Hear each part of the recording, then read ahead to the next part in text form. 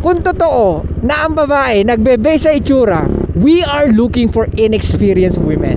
May mga tropa ako, magagandang lalaki, pero they never or they can't pull girls. Hey, what's up guys? It's your boy, Suplano Moto. Okay, for tonight's vlog, let's talk about ang nag-message sa atin. Ayoko sana pag-usapan to bro, pero sige, dahil nag-comment ka na, nag-message ka pa, let's talk about black pill and lookism. What? So merong red pill, may blue pill, actually meron pang purple, may green. What? So pinakamatunog is blue pill and red pill. Okay, tapos ngayon black pill. So black pill is more on guys na naniniwala na pag hindi ka magandang lalaki, hindi ka makakapull ng girls. Hindi ganun, Brad. Kasi kung ganun ang paniniwala mo, you need to change that now.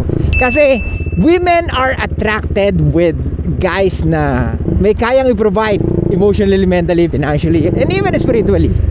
Yung talagang kaya mong ma-stimulate yung emotions niya. Okay? Lagi natin ito sinasabi. Kaya nga kahit good looking ka, if you don't know how to stimulate women's emotion, wala ring kwenta. Yes mo? Pero kung maniniwala ka sa pagiging black pill na dapat you need to be good looking, or kahit na let's say nagka-jowa ka, feeling mo lulukuhin ka kasi nga you're not really attractive person, you're trying to sabotage your own success with women. Kasi if you believe na talagang women only date those guys na may tsura, then nagkakamali ka. Actually, marami sa babae date the average guy. Especially yung mga yung mga umidad na babae. Kasi alam mo naman, 'di ba? Nasabi ko na 'to. The more na women get older, bumababa yung sexual market value nila. Yung mga 22 anyos na babae, talagang makakapag-negotiate pa kung sino yung mga gusto nila ng lalaki na pwede nilang makasama or pwede nilang jowain.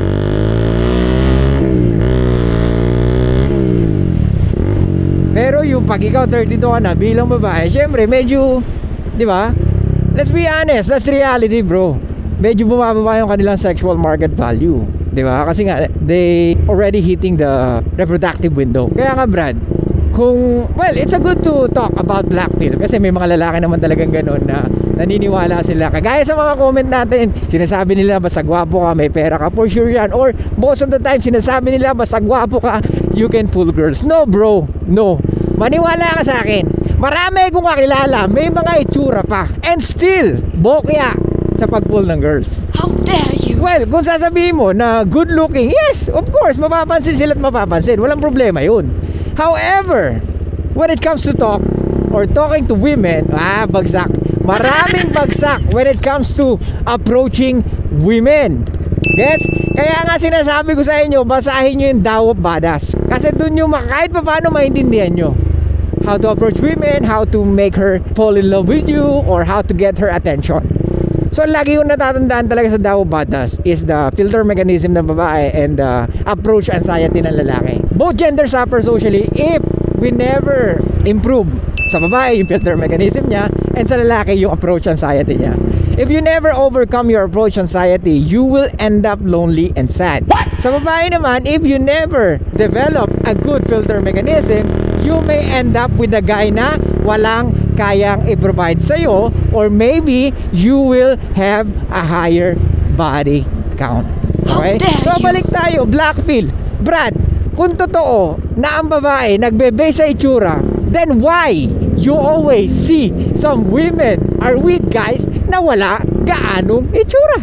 Pumunta ka ng mall, Brad, tignan mo bawat couple. Are they really good looking, especially the guy?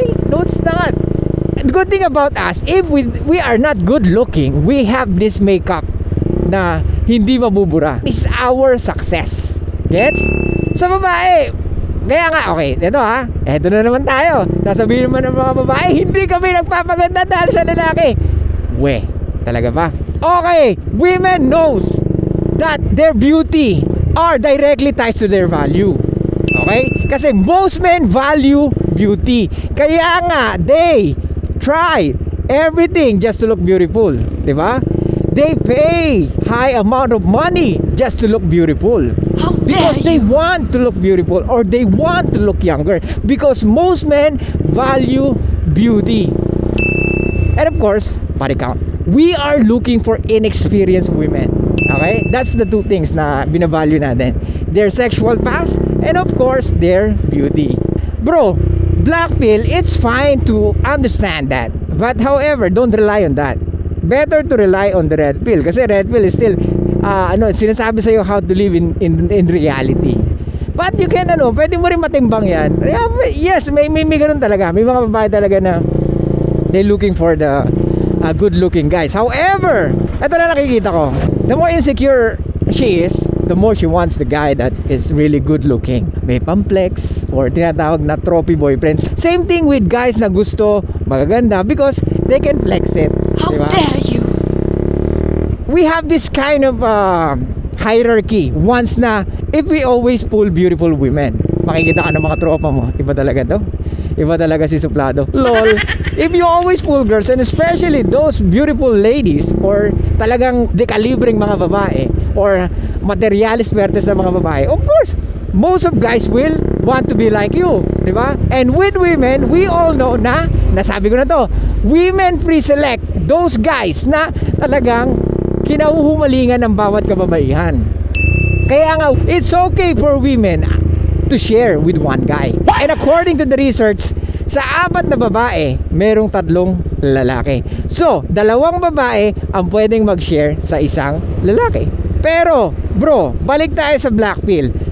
Kung paniniwalaan mo yon, then it will be hard for you to pull girls. Kasi magiging fixated ka eh. Hindi kasi ako gwapo eh. Hindi kasi ako yung parang kahit anong value na meron ka, hindi mo nakikita o hindi mo yung resources mo hindi mo na ma-maximize. Pero kung alam mo yung value mo as a person, regardless on how you looks, you can still fool girls. Maniwala ka sa akin. Most of the comedians are good looking. No, it's not. But they can fool girls, di ba? Kaya nga pinaka the best way sa ating lahat is we need to learn how to simulate women's emotion. Women will not go out unless you're providing something with them. Okay? So, regardless on how you look, okay? Stop looking at your face kung di ka biniyayaan ng gandang lalaki. Mag-focus ka sa pwede sa pananamit, di ba? May mga bagay ka na kaya mong baguhin eh. Kung looks lang, ikaw kamukha mo ba si Marlo? Tamo ka si Marlo, naging gomings pa rin. I'm not saying na hindi good looking si Marlo ha. What I'm trying to say here is, kasi ginagawang meme si Marlo dati, di ba? Pero, nakita mo naman, nung meron nag-sponsor sa kanya, di ba? Kahit pa paano, naging good looking. Tsaka nakikita mo dun, kapag ikaw, lalaking may status, marami kang mapupul na babae and maraming may gusto sa yung babae. Okay, tsaka ito, Brad, tignan mo na lang sino to? Shoot, yung sinasabi nilang si Lamok. Shit, nakalimutan ko na. He's not good looking, pero nakita mo naman yung napangasawa niya, di ba? And at the same time, ang bata. Di ba? Kahit nasabihin mo, hindi kasi ang gusto lang nun talaga gusto lang din kasi nun sumikat. Well, wala tayong magagawa, di ba? Tinanggap pa rin naman niya eh. Pero what I'm trying to say here is women hypergamy. They always rely or they always look for someone na talagang the best. Okay? Tamo nga, kung talagang paniniwalaan mo black pill, you cannot really fool girls.